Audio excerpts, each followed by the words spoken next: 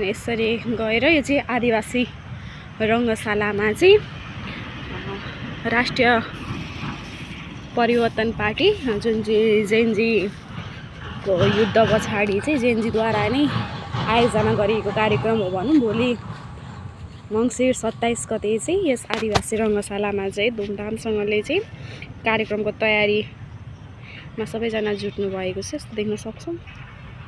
एकदम कार्यक्रम भव्य होला जस्तो आङ्कलन गर्न सकिन्छ। यो अहिले चाहिँ ट्याक्क म साउन्ड बक्स अफ भएको बेला यहाँ आएको कारणले गर्दा चाहिँ एकदम शान्ति छ। नभए त यहाँ वरिपरि त बस्नु सकिँदैन।